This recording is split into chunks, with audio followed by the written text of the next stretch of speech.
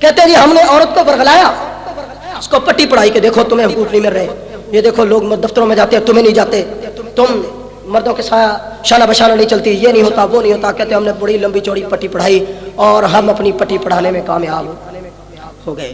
عورت کے ذہن میں یہ بات بٹھا دی، واقعی ہمیں بھی دفتر میں جانا چاہیے تھا۔ اب یہ بات آپ بتائیں کہ دفتر میں جانا تو مرد کا کام تھا، اس نے اپنا کام عورت کے کھاتے ڈال دیا۔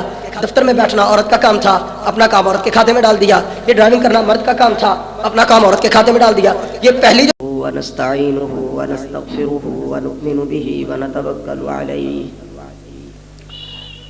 ونعوذ باللہ من شرور انفسنا ومن سیئات اعمالنا من يهده الله فلا مضل له ومن يضلله فلا هادي له ونشهد أن لا إله إلا الله وحده لا شريك له ولا نظير له ولا وزير له ولا مشير له ولا معين له ولا ضد له ولا ند له ولا مثل له ولا مثال له ونشهد أن سيدنا وسندنا وحبيبنا وإمامنا ومرشدنا ومخدومنا وشفيعنا وكريمنا وأفضلنا وأكملنا وأجملنا وسيدنا ومولانا محمدا عبده ورسوله أرسله بالحق بشيرا ونذيرا وداعيا إلى الله بإذنه وسراجا منيرا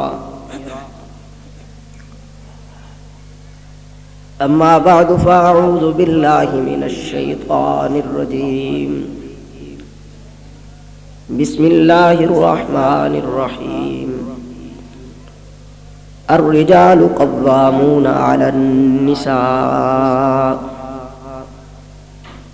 قال النبي صلى الله عليه وسلم طلب العلم فريضة على كل مسلم ومسلمة أو كما قال عليه الصلاة والسلام صدق الله العظيم وبلغنا رسوله النبي الكريم ونحن على ذلك لمن الشاهدين والشاكرين والحمد لله رب العالمين بلغ العلا بكماله كشف الدجى بجماله حسنت جميع خصاله صلوا عليه وآله بلند آواز سے درود پاک اللهم صل على محمد وعلى آل محمد كما صليت على إبراهيم وعلى آل إبراهيم إنك حميد مجيد اللهم بارك على محمد وعلى آل محمد كما باركت على إبراهيم وعلى آل إبراهيم إنك حميد مجيد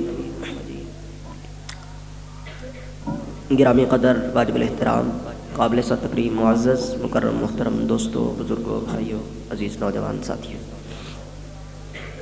اور جہاں تک میری آواز پہنچ رہی ہے سماعت فرمانے والی باعفت باحیا میری معززہ محترمہ ماؤں بہنوں، آج رمضان المبارک کا تیسرا بابرکت، سعادت والا، شان والا خطبہ جمعۃ المبارک ہے۔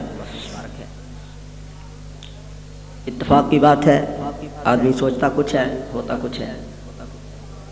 ذہن میں تو یہی تھا کہ اگلے بیان کے لیے خوب تیاری بھی ہوگی پہلے کی طرح، اور بیان بھی کوئی لمبا چوڑا ہوگا، لیکن مسلسل 2-3 روز سے سفر کیونکہ پہلے سے طے شدہ ہوتے ہیں، ان کو ملتوی بھی نہیں کیا جا سکتا، ساتھیوں سے وعدہ خلافی بھی نہیں ہوتی، انہوں نے پہلے سے اہتمام انتظام کیا ہوتا ہے، امید لگا کے بیٹھے ہوتے ہیں مولوی صاحب آئیں گے، کئی انہوں نے ساتھیوں کو جمع کیا ہوتا ہے، کئیوں کو دعوت نامے لے کے بلوایا ہوتا ہے، اس لیے مجبوراً جانا بھی پڑتا ہے۔ تو کچھ بدلتا ہوا موسم اثر انداز ہوا ہے، تو آج طبیعت کی نقاہت آپ دیکھ ہی رہے ہیں، لیکن مجھے اپنے رب سے پورا یقین ہے، پورا امید رکھتا ہوں انشاءاللہ العزیز تھوڑے وقت میں انشاءاللہ اللہ مجھے کام کی باتیں کہنے کی توفیق نصیب فرمائے انشاءاللہ، آمین۔ آج کے خطبہ جمعۃ المبارک کا عنوان عورتوں کی اسلامی اور تاریخی حیثیت کیا ہے، اس حوالے سے بس 2-4 باتیں عرض کروں گا۔ عورت اسلام کی عزت کا سہرا ہے، عورت زندگی کا ایک اہم حصہ ہے،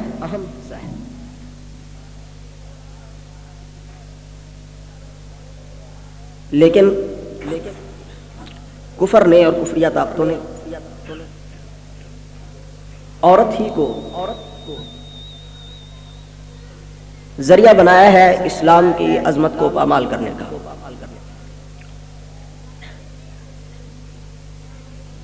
ویسے تو اگر وہ اسلام کے اوپر سرچ کرتے رہیں کر رہے ہیں عرصہ دراز سے لگے ہوئے ہیں، بڑی تلاش کوشش کے بعد ان کو اسلام میں کوئی ویکنس پوائنٹ نہیں ملا، کوئی نقص کوئی عیب ان کو نظر نہیں آیا.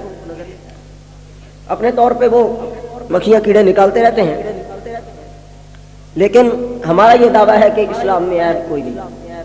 ٹھیک ہے نا؟ لیکن جب پروپیگنڈا کیا جاتا ہے تو پھر بعض دفعہ ایسا بھی ہوتا ہے کہ حقائق کو پس پش ڈال کر بالکل سفید جھوٹ اور سراسر حقیقت کے منافی پروپیگنڈا کیا جاتا ہے. کچھ ایسا ہی معاملہ اسلام اور عورت کے معاملات کے بارے میں بھی ہے کہ جب دنیا میں کہیں بھی اسلام کے نفاذ کی بات ہوتی ہے، اسلامی قوانین، اسلامی شکوں اور اسلامی احکامات کے نفاذ کی بات ہوتی ہے، تو کفریہ طاقتیں پہلا پروپیگنڈا یہ کرتی ہیں کہ اگر اسلام آ گیا تو عورت قید ہو کے رہ جائے گی، عورتوں کے حقوق سلب کر لیے جائیں گے، عورتوں کی آزادی ختم ہو جائے گی. اور عموماً جو اعتراض کیے جاتے ہیں وہ دو تین ہیں کہ جی اسلام عورت کو رائے کا حق نہیں دیتا. توجہ رہے گی تو بات سمجھ آئے گی. بڑی اہم باتیں بس تھوڑے سے وقت میں کرنی ہے اور یہ آپ کے لیے انشاءاللہ فائدہ مند بھی ہوگا. وقت تھوڑا، باتیں بھی تھوڑی آپ کے ذہن میں رہ جائیں گی. کہہ دو انشاءاللہ، یہ یاد کرنے کی باتیں ہیں، آپ کے کام آئیں گی. پہلے پروپیگنڈا یہ ہوتا ہے کہ اسلام عورت کو رائے کا حق نہیں دیتا، اور کفریہ طاقتیں یورپی ممالک یہ دعویٰ کرتے ہیں کہ ہم جمہوریت پسند ہیں، ہم جیسے مرد کو ووٹ ڈالنے کا حق دیتے ہیں ویسے عورت کو بھی ووٹ ڈالنے کا حق دیتے ہیں. دوسرا اعتراض یہ کرتے ہیں کہ اسلام عورت کو تعلیم کا حق نہیں دیتا. ہم نے یونیورسٹیاں بنائی ہیں، کالج بنائے ہیں، گرلز اسکول بنائے ہیں، گرلز کالج بنائے ہیں، مخلوط تعلیم کے اعتبار سے عورت کو مرد کے برابر لا کے کھڑا کر دیا ہے. اسلام عورت کو یہ حق نہیں دیتا. یہ دوسرا اعتراض. اور تیسرا اعتراض یہ ہے کہ جس طرح مرد انسان ہے عورت بھی انسان ہے، تو اسلام عورت کو مرد کے برابر معاشرے میں حیثیت دینے کا قائل نہیں ہے. مثال کیا پیش کی جاتی ہے کہ مرد جو دفتروں میں کام کرتے ہیں تو عورت کیوں نہیں کرتی؟ مرد اگر مینیجر بن سکتا ہے تو عورت کیوں نہیں بن سکتی؟ مرد MNA بن سکتا ہے تو عورت کیوں نہیں بن سکتی؟ یہ اعتراض کیا جاتا ہے کہ ہم عورت کو اس کا حق دینا چاہتے ہیں، اس کو معاشرے میں وہی مقام جو مرد کو حاصل ہے وہ دینا چاہتے ہیں. اسلام دینے نہیں دیتا، اسلام رکاوٹ ہے. بات سمجھ آئیے میری؟ یہ کفریہ طاقتوں کے مین اعتراضات ہیں، اور اس پروپیگنڈے سے ہماری مائیں بہنیں بھی کافی حد تک متاثر ہوتی ہیں کہ شاید واقعی یہ بات ہے. حالانکہ حقیقت بالکل اس کے برعکس ہے. یہ خالی پروپیگنڈا ہے، سفید جھوٹ ہے، اس کا حقیقت سے کوئی تعلق نہیں. میری کوشش ہوگی کہ مختصر وقت میں آپ حضرات کے سامنے تینوں باتوں کے اوپر کچھ نہ کچھ عرض کروں. کہ پہلا اعتراض یہ ہے کہ اسلام عورت کو رائے کا حق بولو نا نہیں دیتا. آج کی بات نہیں کرتے، قرون اولیٰ کی بات کرتے کہ اسلام میں عورت کی رائے کا کیا مقام ہے. ایک دو واقعات عرض کروں گا، آپ کو انشاءاللہ بات سمجھ آ جائے گی. حضرت سیدہ بریرہ رضی اللہ تعالیٰ عنہ حضرت عائشہ کی خادمہ لونڈی ہیں، گھر میں رہنے والی ہیں. اور ہماری فقہ کے اندر ایک مسئلہ پڑھایا جاتا ہے خیار عتق کے نام سے، کہ جب بھی کوئی لونڈی، کوئی خادمہ، کوئی غلام عورت وہ غلامی کی حالت میں اپنے مالک کی اجازت سے شادی کر لے، مالک نے اس لونڈی کا کسی بھی دوسرے آدمی سے نکاح کر دیا، تو کوئی موقع زندگی میں ایسا آیا کہ اس لونڈی کی کسی بات سے خوش ہو کر یا ویسے ہی مالک نے اس لونڈی کو آزاد کر دیا. نکاح تو غلامی کی حالت میں ہوا تھا لیکن بعد میں آزاد کر دیا. اب اسلام اس عورت کو حق دیتا ہے کہ وہ اگر صرف اتنا کہہ دے کہ جس آدمی کے ساتھ میرا حالت غلامی میں نکاح ہوا تھا میں اس کے ساتھ نہیں رہنا چاہتی، تو اسلام اس کو حق دیتا ہے کہ وہ علیحدہ ہو. حضرت بریرہ رضی اللہ تعالیٰ عنہ صحابیہ بھی ہیں، रसूलुल्लाह सल्लल्लाहु अलैहि वसल्लम की खादमा भी हैं, हज़रत आयशा की लौंडी हैं। उनका निकाह हो गया हालत गुलामी में हज़रत सैयदना मुगीस रज़ी अल्लाह तआला अन्हु के साथ। और कुछ अरसा के बाद रसूलुल्लाह सल्लल्लाहु अलैहि वसल्लम ने हज़रत सैयदा बरीरा, नाम बड़ा मशहूर है, आपने शायद पहले भी सुना होगा, ये वही हैं जिन्होंने वाक़या इफ्क में हज़रत सैयदा आयशा सिद्दीक़ा रज़ी अल्लाह तआला अन्हा की गवाही दी थी। रसूलुल्लाह ने बुला के पूछा था ना कि भाई बतलाओ तुम्हारा आयशा के बारे में क्या ख्याल है। तो अब यहीं से अंदाजा लगाया जा सकता है कि अगर औरत की राय की कोई अहमियत नहीं है तो रसूलुल्लाह ने औरत को गवाही के कटहरे में लाकर उसकी गवाही को अहमियत क्यों दी है? अहमियत है या नहीं है? अहमियत है तभी तो सामने लाकर पूछा गया है कि बतलाओ तुम्हारी आयशा के बारे में क्या राय है। तो उन्होंने कहा कि आयशा को तो मैंने कभी किसी मामले में गफलत करते हुए नहीं देखा, बस इतना है कि वो आटा गूंद के सो जाती हैं तो कभी कभी आके बकरी आटा खा जाती है। समझ ही नहीं सकी कि बात असल में क्या है। इतनी भोली भाली और मासूम तबीयत की वो हज़रत आयशा की खादमा है। बहरहाल जब निकाह हो जाता है और उसके बाद एक मौका आया, हुजूर ने फरमाया कि तुम आज़ाद हो। हज़रत आयशा ने भी आज़ाद कर दिया। ये हमारे तुम्हारे गुलाम होंगे, नौकर होंगे, जिनको अगर निकाल दिया जाए, आज़ाद कर दिया जाए, वो चले जाते हैं। लेकिन रसूलुल्लाह के जो गुलाम थे, रसूलुल्लाह जो शफ़क़त और मोहब्बत और प्यार दिया करते थे, वो उनको कभी नहीं भूल सकता था। रसूलुल्लाह ने आज़ाद भी किया, लेकिन हज़रत सैयदा बरीरा खादिमा की हैसियत से उनके घर नहीं रही। लेकिन हुआ ये कि इधर आज़ादी मिली, उधर हज़रत मुगीस रज़ी अल्लाह तआला अन्हु को अपने खामिन को पैगाम भेज दिया कि भाई आपकी छुट्टी है। क्यों? इसलिए कि मुझे इस्लाम ने हक दिया है कि जो निकाह हालत गुलामी में हुआ है, मैं उसको अगर एक जुमला कह दूं कि मैं भाई आपके साथ रहना पसंद नहीं करती तो उनका ख़त्म हो जाता है। तो मैं अपना हक को इस्तेमाल करती हूँ और आप आज के बाद तशरीफ़ ना लाइएगा, आपका मेरा ताल्लुक़ खत्म। रिवायात में आता है कि हज़रत सैयदना मुगीस रज़ी अल्लाह तआला सहाबी रसूल हैं, वो रो रहे हैं, बड़े परेशान हैं, बीवी से बहुत ज़्यादा मोहब्बत थी। तो रिवायात में यहाँ तक आया है, तिबरी की रिवायत है कि बाज़ारों के अंदर फिरा करते थे और आवाज़ लगाया करते थे, कोई है जो बरीरा से मेरी सिफारिश कर दे। इस कदर दिली कलक और रंज, ये बात लोगों ने सुनी, सुनते सुनाते मामला सुप्रीम कोर्ट में पहुंच गया। कहाँ? रसूल अनवर सल्लल्लाहु अलैहि वसल्लम के पास। हुजूर ने बुला लिया हज़रत सैयदना मुगीस रज़ी अल्लाह तआला अन्हु को। मुगीस इधर आओ, क्या बात है? उनके या रसूलल्लाह बात असल में ये है, बड़ा परेशान हूँ कि वो इस्लाम ने औरत को एक हक दिया है ख़ियार इत्क का, तो उसको इस्तेमाल करते हुए बरीरा ने मुझे अलहदगी का पैगाम भेजा है। तो मुझसे तो रहा नहीं जा रहा, मुझे तो अपनी बीवी से बहुत मोहब्बत है, तो आप मेहरबानी करें, कोई अगर अपने इख्तियारात आप इस्तेमाल फरमाएं तो आपकी ज़रा नवाजी होगी। हुज़ूर पाक सल्लल्लाहु अलैहि वसल्लम ने फरमाया अच्छा तुम बैठो, मैं कोशिश करता हूँ। मैं क्या करता हूँ? कोशिश करता हूँ। अब तवज्जो रखना, इस्लाम औरत को कितनी राय का हक देता है। खाली वोट डालना राय नहीं है, राय ये है रसूलुल्लाह सल्लल्लाहु अलैहि वसल्लम ने हज़रत बरीरा रज़ी अल्लाह तआला अन्हा को बुलाया है, बुला के पूछा बरीरा तूने मुगीस को क्यों छोड़ दिया है, क्यों अलहदगी इख्तियार की है।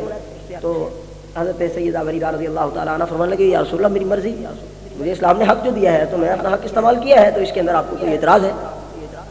तो हुज़ूर पाक सल्लल्लाहु अलैहि वसल्लम ने फरमाया भी एतराज़ नहीं है, असल में बात यह है कि वो तुमसे बहुत ज़्यादा मोहब्बत करता है, वो सिफारिश करवाने के लिए आया मुझसे, तो इसलिए मेरा ख्याल ये है कि तुम मुगीस को इख्तियार कर लो, उससे अलहदगी इख्तियार ना करो, उसको अपने से जुदा ना करो। इतनी बात जो कही तो आगे सामने बैठने वाली तेरे मेरे जैसे तो नहीं थे, हज़रत सैयदा बरीरा सहाबिया थी, रसूलुल्लाह की तरबियत याफ्ता। उन्होंने जो सुना तो सुनकर सोच में पड़ गई और बजाय फौरन जवाब देने के, हमारे यहाँ औरतों को क्या होता है कि जवाब ठग से, वहाँ ऐसा नहीं था, तरबियत पैगंबर थी ना, आका ने बहुत अच्छे अंदाज से तरबियत फरमाई थी। तो जवाब नहीं दिया बल्कि सवाल किया है कि आका आपने जो फरमाया है कि मुगीस को इख्तियार कर लो, उसके साथ रहो, ये आपका हुक्म है या आपकी राय है? आपका हुक्म है या आपकी राय है? अब यहाँ पे तवज्जो रखना, अब यहाँ पे हज़रत बरीरा को भी पता है कि जो नबी का हुक्म होता है उसके अंदर तो राय देना कुफ्र है, नबी के हुक्म की खिलाफ वर्जी करना गुनाह कबीरा है, नबी पाक के अहकामात का मजाक उड़ाना कुफ्र है।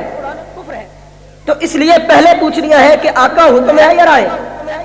रसूलुल्लाह सल्लल्लाहु अलैहि वसल्लम ने इरशाद फरमाया कि हुक्म तो नहीं है, मेरी राय है। तो हज़रत बरीरा मुस्कुरा के फरमाने लगी कि अगर आपकी राय है तो फिर मेरी भी राय है, आपकी राय है तो मेरी भी राय है। हुजूर ने मुस्कुरा के फरमाया फिर तुम अपनी राय में आज़ाद हो, جو چاہتی ہو کر سکتی ہو. نہ حضور ناراض ہوئے ہیں، نہ حضور نے چھڑکا ہے، نہ حضور نے تنبیہ فرمائی ہے. فرمایا ہاں اسلام نے اگر ایک تجھے حق دیا ہے تم اگر اسے استعمال کرتی ہو تو تمہارا حق بنتا ہے، میں تمہیں کچھ نہیں کہتا. حضور پاک کے گھر میں اسی طرح رہتی رہی ہیں، اسی انداز سے حضور کی شفقت پہلے کی طرح ان کے ساتھ رہی ہے. حضور نے پہلے کی طرح ان کے ساتھ محبت بھرا برتاؤ کیا ہے، ذرا برابر بھی خفگی کا اظہار نہیں کیا کہ اس نے میرا مشورہ نہیں مانا. حالانکہ مشورہ دینے والا تیرے میرے جیسا نہیں، رسول انور صلی اللہ علیہ وسلم کی ذات گرامی ہے، لیکن نہیں مانا. کیوں؟ اسلام نے حق دیا ہے تو رسول اللہ نے ان کی بات کو اسی انداز سے وہیں پہ رکھ کے دنیا کو بتلا دیا ہے کہ جتنا اسلام عورت کو رائے کا حق دیتا ہے، کائنات کی کوئی طاقت بھی اتنا حق دینے کے لیے تیار نہیں ہے. بات سمجھ آ رہی ہے؟ سیدنا فاروق اعظم سارے قدر رضی اللہ عنہ ایک دن گھر میں آئے. یہ ہجرت طیبہ کے بعد کی بات ہے. فرماتے ہیں کہ مکہ مکرمہ میں زمانہ جاہلیت کے کچھ اثرات پہلے سے تھے، تو ہمارے ہاں رواج تھا تمام گھروں میں، کافر و مسلمانوں سب کے گھروں میں یہی تھا کہ عورت خامد کو مشورہ بھی نہیں دے سکتی. خامد بات کر رہا ہے نا، کوئی گفتگو کر رہا ہے، عورت اس کے اندر اپنی رائے بھی نہیں دیتی تھی، بالکل نہیں بولتی تھی، بولنے کا حق ہی نہیں تھا. فرمایا میں آیا مدینہ منورہ ہجرت کر کے، تو ایک دن اتفاق سے میں کسی معاملے پہ بات کر رہا تھا، درمیان میں میری بیوی بول پڑی. اس نے کہا یوں نہیں، یوں کر لیتے ہیں. کہتے میرا تو ماتھا ڈھنکا، میں اس طرح سر پکڑ کے بیٹھ گیا کہ اس کو آج بولنے کی ضرورت کیسے ہوئی ہے؟ ہمارے یہاں تو رواج ہی نہیں ہے عورتوں کی بولنے کا، تو یہ کیوں بولی؟ تو میں نے اس کو کہا بھی تو کیوں بولی ہے؟ تجھے کس نے حق دیا مشورہ دینے کا؟ تو وہ مسکرا کے کہنے لگی کہ آپ مجھے تو کہتے ہیں اپنی بیٹی کو جا کے دیکھیے جو رسول اللہ کے زوجہ محترمہ ہے، میں نے تو آپ کو مشورہ دیا ہے، وہ رسول اللہ کو مشورہ دے دیتی ہے. سیدنا فاروق اعظم رضی اللہ عنہ فرماتے ہیں میں نے کہا یہ بھی عجیب بات ہے. میں چلا گیا گھر رسول اللہ صلی اللہ علیہ وسلم کی حجرہ پاک حضرت سیدہ حفصہ بنت خطاب رضی اللہ تعالی عنہا ام المومنین کے پاس. میں نے کہا بیٹی یہ کیا بات ہے، یہ میں نے کیا سنا ہے، تم رسول اللہ کو مشورہ دیتی ہو؟ مسکرا کے کہا صرف مشورہ نہیں، کبھی کبھار ہم رسول اللہ کو ٹوک بھی دیتے ہیں. حضور فرماتے ہیں ایسے کرتا ہے ہم کہتے نہیں کرنا، ایسے نہیں کرنا.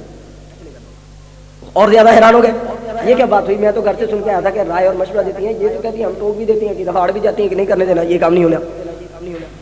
حضور نے حضرت سیدنا فاروق اعظم فرماتے ہیں میرے ذہن میں خیال آیا کہ شاید عورتوں کو ہوتی ہے نا ایک دوسرے کی نقل اتارنے کی عادت، کہ دیکھا اس نے کپڑے اس طرح کے پہنے تو میں بھی پہن لوں، اس نے جوتی اس طرح کی لی ہے تو میں بھی لے لوں، اس نے یہ کام کیا تو میں بھی کر لوں. یہ اصل میں رواج چل نکلا ہے. اور ایک دوست نے لطیفہ بڑا پیارا لکھا ہے کہ آج کل تو حالت یہ ہے کہ یہ نہیں دیکھتی کہ یہ فیشن ہے یا عیب ہے، اپنا لیتی ہیں بس. کہنے لگے کہ گارمنٹس کی ایک دکان والے نے رات کے وقت ایک ایسا قمیض سیا جس کے اوپر جیب لگا دی غلطی سے. تو اب اس کے ذہن میں نہیں رہا کہ یہ مرد کا سی رہا ہوں عورت کا، بس وہ جلدی جلدی میں جس طرح عید کا رش ہوتا ہے نا درزیوں کے پاس، کوئی سلائی الٹی کوئی سیدھی، تو ایک طرف جیب لگ گئی. تو اب جناب وہ اگلے دن جو مارکیٹ میں آیا تو ایک عورت نے خرید کے پہن لیا. تو اب باقیوں نے جو دیکھا تو انہوں نے کہا جناب یہ تو نیا فیشن آیا ہے. گارمنٹس والا کہتا ہے کہ میرے پاس پھر رش آ گیا کہ ایک جیب والا سوٹ چاہیے. تو یہ حال نہیں ہونا چاہیے کہ جس طرف دیکھا اسی طرف لگ گئے. دوبارہ حضرت سیدنا فاروق اعظم کے ذہن میں خیال آیا کہ شاید نقل اتارنے کی وجہ سے بھی کبھی ایسا ہو جاتا ہے. تو حضرت حفصہ نے دیکھا وہ حضرت عائشہ کبھی کبھی حضور کو مشورہ دے دیتی ہیں، تو اس نے بھی نقل اتارتے ہوئے مشورہ دینا شروع کر دیا ہو، حضور کا ٹوکنا شروع کر دیا ہو. تو انہوں نے صاف طور پہ حضرت سیدنا فاروق اعظم نے کہا بھی دیکھو عائشہ کی نقل اتارنے کی کوشش نہ کرنا، حب رسول اللہ صلی اللہ علیہ وسلم، وہ تو رسول اللہ کو کائنات میں سب سے زیادہ محبوب ہے، اس لیے تم اس کی ریس اس کی نقل اتارنے کی کوشش نہ کرو، تم اس جیسی نہیں ہو سکتی، وہ تو بڑے گھرانے کی بڑی بیٹی ہے، رسول اللہ کی سب سے زیادہ محبوب ہستی ہے. حضور سے اگر کسی نے پوچھا ہے نا کہ آپ کو عورتوں میں سے سب سے زیادہ پیار کس کے ساتھ ہے تو حضور نے حضرت عائشہ کا نام دیا ہے. اور اگر حضور سے پوچھا تو مردوں میں کس سے ذات ہے تو فرمایا حضرت سیدنا صدیق اکبر کے ساتھ. تو اس لیے اس کی نقل اتارنے کی کوشش نہ کرو. اگر وہ حضور کو کبھی کبھار مشورہ دے دیتی ہے تو یہ اس کی خصوصیت ہے، تم ایسا نہ کیا کرو. تو حضرت حفصہ مسکرا کے کہنے لگی یہ حضرت عائشہ کی بات نہیں ہے، ہم ساری ایسے کرتی ہیں. کبھی کبھار ہم ساری اکٹھے ہو کے حضور کے پاس جاتی ہیں مشورہ دینے کے لیے، اور پھر ہم کسی بات پہ اڑ جاتی ہیں کہ نہیں بھائی ایسے کرنا ہے، اور کبھی کبھی اپنی بات منوا بھی لیتی ہیں. سیدنا فاروق اعظم فرماتے ہیں میں بڑا پریشان ہوا، میں نے کہا یار یہ تو معاملہ بڑا عجیب ہے. فرمایا میں حضرت سیدہ ام سلمہ رضی اللہ تعالیٰ عنہ کے پاس چلا گیا. یہ سیدنا فاروق اعظم کی خالہ زاد بہن بھی ہیں، خالہ زاد ہیں. چلے گئے، جا کر کہا حضرت ام سلمہ امی جان اصل میں بات یہ ہے کہ میں نے سنا ہے کہ آپ رسول اللہ کو مشورہ بھی دیتی ہیں، روک بھی دیتی ہیں، ٹوک بھی دیتی ہیں، رائے بھی دیتی ہیں، تو یہ بات میرے خیال میں مناسب نہیں ہے. سیدنا فاروق اعظم رضی اللہ فرماتے ہیں میں نے ابھی بات ختم کی تو حضرت ام سلمہ کو غصہ آ گیا. فرمانے لگی عمر کیا تمہیں تماشا بنایا ہوا ہے، ہمارے گھریلو معاملات میں بھی آ کے دخل دینے لگ گئے ہو. ہاں اگر بیوی کا اپنا معاملہ ہوتا ہے تم کون ہوتے ہو دخل دینے والے، چلو بھاگو. سیدنا فاروق اعظم فرماتے ہیں میں خاموش ہو گیا اور خاموشی سے اٹھ کے آ گیا. وہ سوچتا رہا اب کیا کروں، ادھر سے بھی جواب ادھر سے بھی جواب. فرمایا میں رسول اللہ صلی اللہ علیہ وسلم کے پاس چلا گیا اور جا کر میں نے واقعہ سنانا شروع کیا کہ یا رسول اللہ صلی اللہ علیہ وسلم بات یہ ہے کہ میری گھر والی اس طرح میرے سامنے بولی ہے، اس نے مجھے مشورہ دیا ہے، کوئی اور بات نہیں، بدتمیزی بھی نہیں کی، تو میں نے یہی بات حضرت حفصہ سے پوچھی ہے، وہ بتلا رہی ہیں، رسول اللہ کے سامنے بھی بات کر دیتے ہیں، حضور سنتے رہے بڑے انہماک سے، خاموشی سے۔ تو پھر اس کے بعد میں ام سلمہ کے پاس چلا گیا، تو حضرت ام سلمہ کو جب میں نے یہ بات کہی ہے تو وہ تو آگے سے لڑنے کو پڑی، انہوں نے فوراً مجھے کہا خبردار تم کون ہوتے ہو خامد اور بیوی کے معاملات میں دخل اندازی کرنے والوں، ہمارا اپنا معاملہ ہے، ہم بیویاں ہیں، وہ خامد ہے، تو حضور پاک جانے ہم جانے، تم اب گھر کے معاملات میں بھی دخل دینے لگے ہو۔ تو روایات میں آتا ہے فتبسم رسول اللہ صلی اللہ علیہ وسلم، حضور پاک صلی اللہ علیہ وسلم مسکرا پڑے۔ سیدنا فاروق اعظم فرماتے ہیں میں نے گردن نیچی کر لی کہ اصل میں معاملہ یہ ہے کہ رسول اللہ کی اجازت سے سارا کچھ ہو رہا ہے، حضور پاک صلی اللہ علیہ وسلم نے رائے کی آزادی دی ہے، تو رائے کا کوئی مقام ہوتا ہے، اپنے خاوند کو رائے دے، اپنے بھائی کو رائے دے، اپنے رشتہ داروں کو، انہی رشتوں کو، یہ تو نہیں ہے کہ محلے کا ایم این اے ہے تو رائے دینے کے لیے عورت کو بلایا جا رہا ہے، بھی کیا کام ہے، اس کو کیا پتہ ہے کہ ایم این اے صاحب کون ہے؟ تو اس لیے جہاں رائے دینے کی ضرورت ہے اسلام نے وہاں عورت کو رائے دینے کا حق دیا ہے، چھینا نہیں ہے، بلکہ اگر کسی نے چھیننے کی کوشش بھی کی ہے تو اسلام نے اس حق کا تحفظ کیا ہے، اسلام نے عورتوں کے حقوق کی ترجمانی کی ہے، اسلام نے عورت کے حقوق کے پہرا دیا ہے، اور میں تو کہتا ہوں عورت کو زندہ رہنے کا حق اسلام نے دیا ہے۔ آج کہتے ہیں تعلیم تعلیم تعلیم، یہ دوسرا اعتراض ہے کہ اسلام عورت کو تعلیم کا حق نہیں دیتا، سنتے ہو نا، اسلام آ جائے گا تو جی لڑکیاں نہیں پڑھ سکیں گی، عورتیں پڑھ نہیں سکیں گی، تعلیم حاصل نہیں کر سکیں گی، یہ بڑا اہم اعتراض ہے، حالانکہ ہے سفید جھوٹ۔ میں کہتا ہوں اگر تعلیم نہیں تھی تو یہ بتلاؤ کہ کائنات کی سب سے بڑی معلمہ، پہلی اور سب سے بڑی عالمہ دین کی عالمہ حضرت سیدہ عائشہ صدیقہ، جن کے بارے میں صحابہ کرام کا ارشاد ہے کہ رسول اللہ صلی اللہ علیہ وسلم کے آدھے دین کو ہم نے حضرت عائشہ کے پاس پایا ہے، اور حضرت ابو موسیٰ اشعری تو اتنی اہم بات کہتے ہیں، بڑے وثوق کے ساتھ، بڑے اعتماد کے ساتھ ارشاد فرماتے ہیں حضرت عائشہ کی وفات کے بعد، فرمایا کہ ہم نے آج تک کبھی کوئی مسئلہ زندگی میں ہمیں ایسا پیش نہیں آیا کہ جو ہم نے مشکل وقت میں وہ مسئلہ حضرت عائشہ کے سامنے پیش کیا ہو اور انہوں نے چٹکیوں میں اس کا حل پیش نہ کر دیا ہو، آج تک کوئی مسئلہ ایسا پیش نہیں آیا، صرف مجھے نہیں کسی صحابی کو بھی پیش نہیں آیا، اور عالمہ اتنی بڑی ہیں کہ امیر المومنین خلیفہ وقت سیدنا صدیق اکبر، سیدنا فاروق اعظم، سیدنا عثمان، سیدنا علی یہ سارے کے سارے مشورہ لینے کے لیے، مسئلہ پوچھنے کے لیے حضرت سیدہ عائشہ کے دروازے پہ جاتے ہیں۔ تو روایات میں لکھا ہے کہ امی جان کا معمول تھا صبح اٹھ کے گھر کے کام کاج سے فارغ ہو کر اس طرح دروازے کے اندر پردہ لٹکا لیتی تھی، دروازے کے اس طرف ام المومنین سیدہ عائشہ صدیقہ رضی اللہ تعالیٰ عنہا تشریف فرما ہوتی، اور دوسری طرف پھر جب وہ پردہ لٹک جاتا تھا تو صحابہ کو پتہ چل جاتا تھا کہ امی جان تشریف فرما ہے، تو سارے صحابہ پردے میں آتے اور پردے کے پیچھے بیٹھ کر مسائل دریافت کرتے۔ فرمایا صبح سے لے کر شام تک صحابہ کا تانتا بندہ رہتا تھا، اور ام المومنین ہر ایک کے سوالوں کے جواب دیتی چلی جاتی تھی، لوگ مسائل پوچھتے چلے جاتے تھے، امی بتاتی چلی جاتی تھی، علم نہیں تھا تو اور کیا تھا، اس سے زیادہ علم اور کیا ہوتا ہے؟ آج ہمارے ساتھ کئی دفعہ ایسا ہوتا ہے، لوگ مسئلہ پوچھ لیتے ہیں، ہم سوچ میں پڑ جاتے ہیں، اچھا دیکھ کے بتائیں گے، لیکن ام المومنین کا علم اس قدر ہے کہ سوال پوچھا جاتا ہے فوراً جواب۔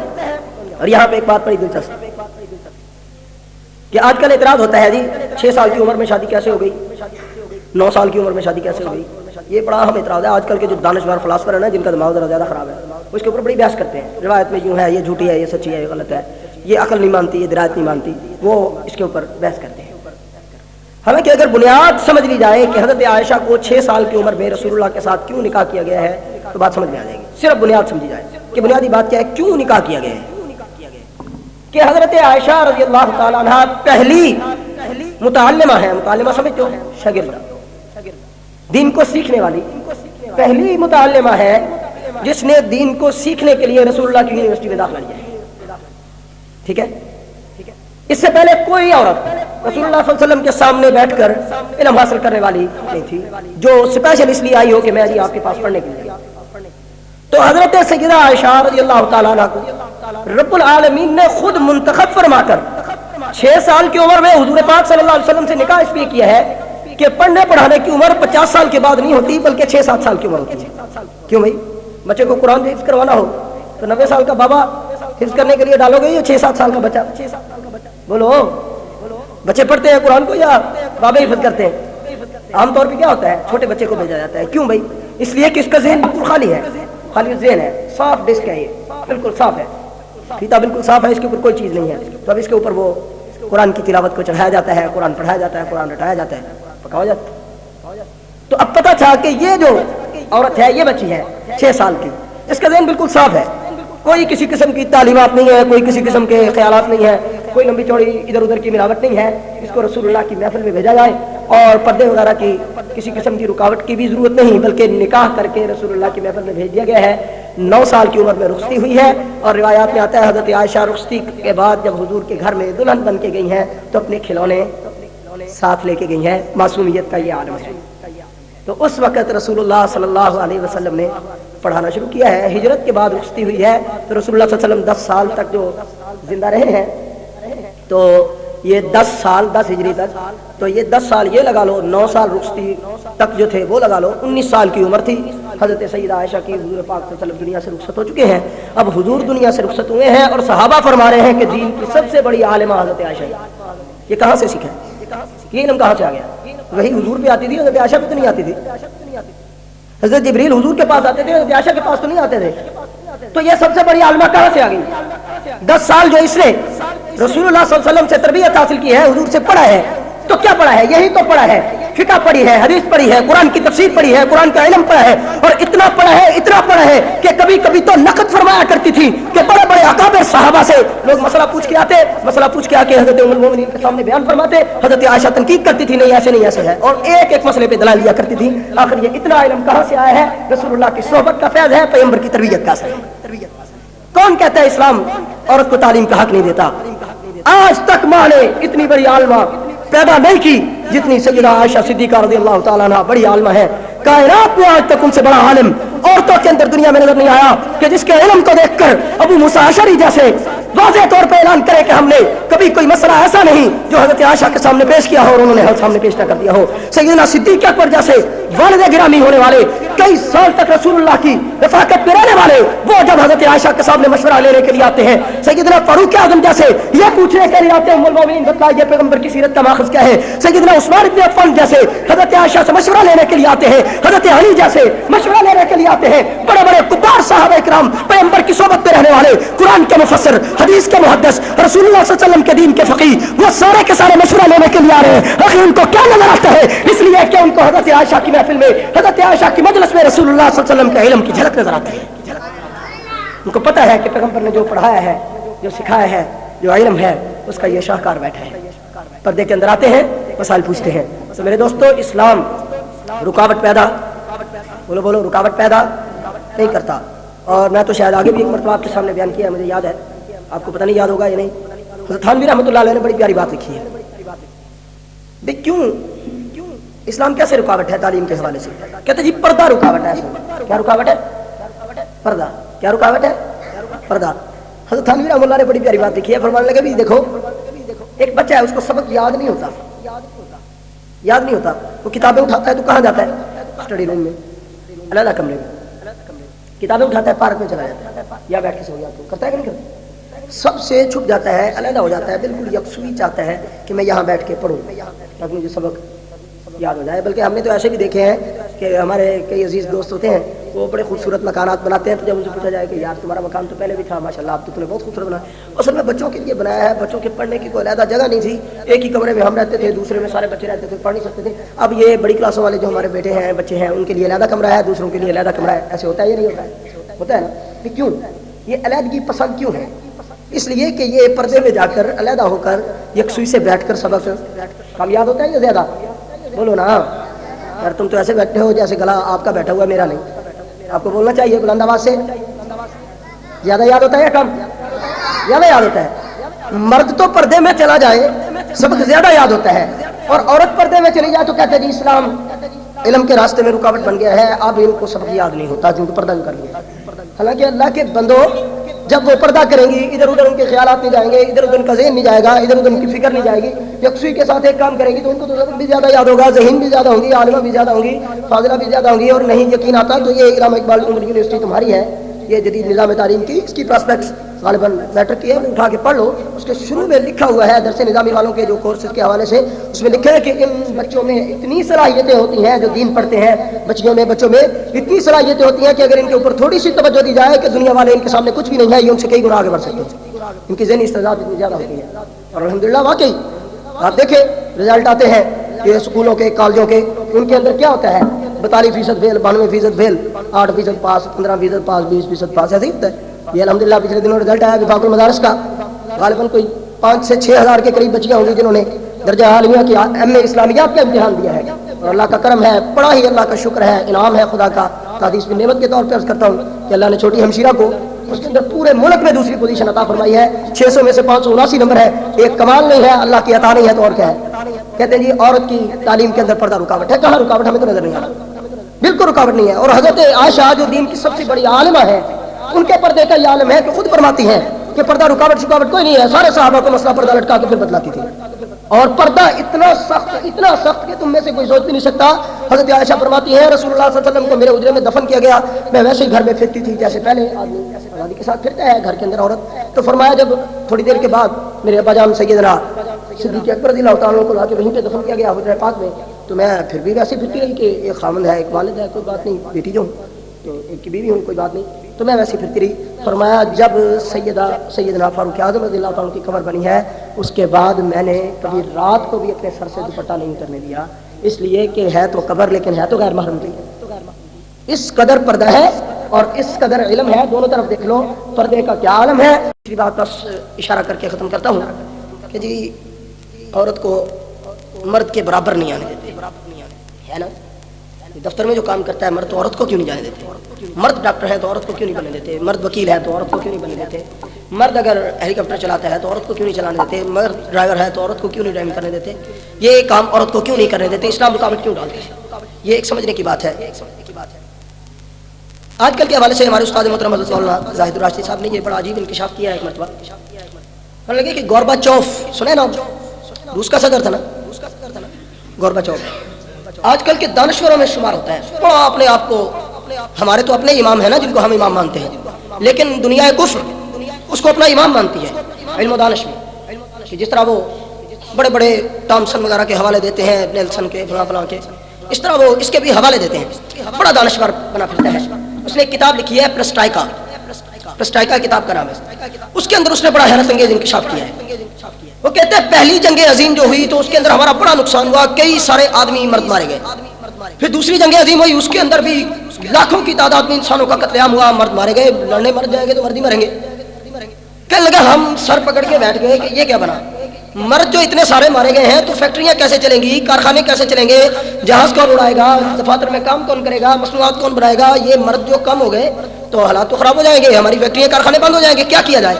वो कहते हैं हमारे जहन में एक तरकीब आई कि सिन्फ नाज़ुक को, औरतों को बरगलाया जाए, इनको नई पट्टी पढ़ाई जाए कि तुम्हें हम हुकूक देकर मर्द के बराबर लाना चाहते हैं। ये खुद वो गोर्बाचोव कहता है, प्रेस्टाइका के अंदर लिखा है कि हम तुम्हें मर्द के बराबर लाना चाहते हैं, तुम्हें हुकूक देना चाहते हैं।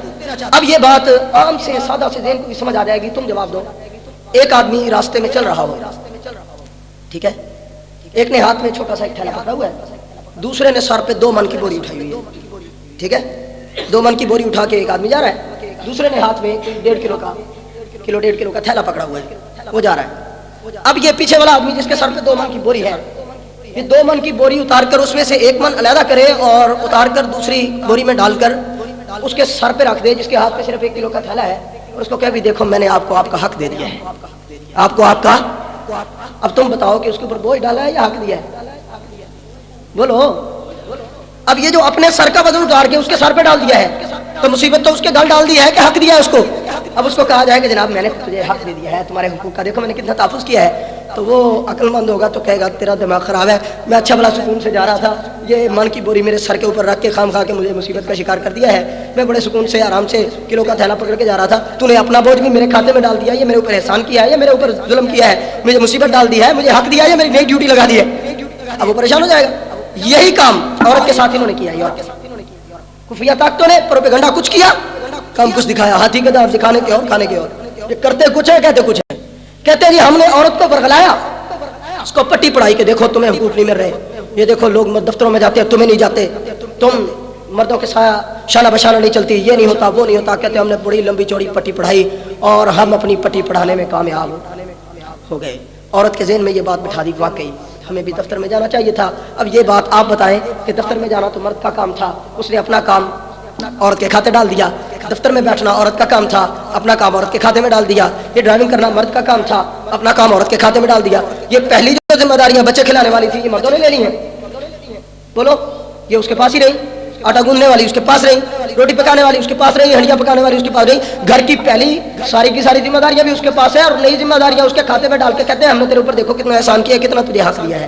یہ احسان کیا ہے یا ظلم کیا ہے؟ بولو، ظلم ہے نا، کہ اللہ نے ایک صنف کو نازک سمجھ کر، کمزور سمجھ کے اس کے اوپر اتنا بوجھ ڈالا جتنا وہ اٹھا سکتی ہے، لیکن تم نے ڈبل بوجھ اس کے اوپر ڈال دیا، جو اپنے کھاتے کا تھا وہ بھی ڈال دیا کہ یہ ہم کرتے تو بھی کر، اور اس کا ایک کام بھی اپنے ذمہ نہیں لیا کہ چل ٹھیک ہے پہلے تو بچے کھلاتی تھی اب ہم بچے کھلایا کریں گے، تو دفتر جایا کر، یہ نہیں، ٹھیک ہے تو بھی جایا کر، ہم بھی جاتے ہیں، بچے بھی کھلایا کر، سارے کام کیا کر، تو یہ سارے کام بھی اس کے کھاتے کے ذمہ کے اندر رہے، اور اس کے ساتھ ساتھ یہ نئی ذمہ داریاں اور ڈال کے اس کے اوپر نیا ظلم کیا ہے۔ تو میرے دوستوں، میں اپنی ماں بہنوں سے بھی کہوں گا کہ یہ اسلام نے عورت کو حق دیا ہے، اسلام نے عورت کو حقوق دیے ہیں، اسلام نے عورت کی ایک ایک بات کا تحفظ کیا ہے، حتیٰ کہ یہ بھی حساب لگایا ہے کہ عورت کتنا بوجھ اٹھا سکتی ہے، کتنا نہیں اٹھا سکتی، اتنا ہی بوجھ ڈالا ہے۔ لا یکلف اللہ نفسا الا وسعها، کسی آدمی کسی نفس کے اوپر اللہ نے اتنا بوجھ نہیں ڈالا جتنا وہ اٹھا نہ سکتا ہو۔ تو یہ کفریہ طاقتوں نے کیا ہے کہ خام خواہ کے اضافی بوجھ اٹھا اٹھا کے ان کے کھاتے میں ڈالنے شروع کر دیے۔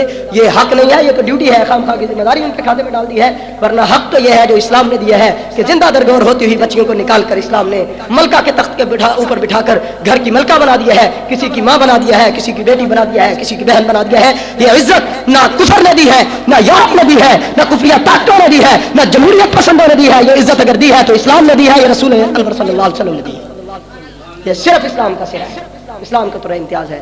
تو میرے دوستو، یہ حقائق کو سمجھنا چاہیے، اور میں اپنی ماں بہنوں سے کہوں گا کہ ماں جس قدر اخلاق کی، جس قدر تقوی کی پیکر ہوگی، نسل اور اولاد اتنی زیادہ نیک اور با وفا باشیار ہوگی۔ اس کے اوپر ایک چھوٹا سا واقعہ 1 منٹ میں عرض کر دیتا ہوں کہ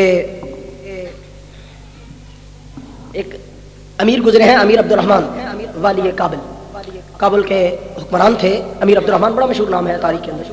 ان کے دادا تھے امیر دوست محمد۔ ان کے بارے میں آتا ہے کہ ان کے ملک کے اوپر کسی نے چڑھائی کی، حملہ کیا، تو انہوں نے اپنی ولیعہد شہزادے کو بھیجا فوج دے کر کے جاؤ بھائی لڑو جا کر۔ وہ لڑنے کے لیے جاتا ہے، 2 دن کے بعد رپورٹ آئی، کسی نے آ کر اطلاع دی کہ آپ کے ولیعہد آپ کے شہزادے کو تو شکست ہو رہی ہے اور فوج اس کے پیچھے آ رہی ہے، اور وہ سارے کا سارا اپنا لشکر لگوا کر شکست فاش کھا کے واپس آ رہا ہے۔ امیر دوست محمد کو بڑی پریشانی ہوئی اور گھر جا کے اپنی گھر والی کے سامنے اس طرح سر پکڑ کے بیٹھ گیا، کہنے لگی کیا بات ہے، کیا ہوا؟ کہنے لگا اصل میں بات یہ ہے کہ شہزادے کو بھیجا تھا فوج دے کے اور وہ ساری فوج پٹ گئی ہے، شکست بڑی زبردست ہوئی ہے، شہزادہ واپس آ رہا ہے۔ عورت نے مسکرا کے کہا یہ نہیں ہو سکتا۔ یہ بھی کیوں نہیں ہو سکتا؟ مجھے اطلاع ملی ہے۔ اس نے کہا نہیں، میرا دل کہتا ہے کہ ایسا نہیں ہو سکتا، یہ خبر غلط ہے۔ 1 دن اور گزرا، دوسرے دن خبر آئی کہ واقعی خبر غلط تھی، شہزادہ فتح کے ساتھ کامرانی کے ساتھ واپس آ رہا ہے۔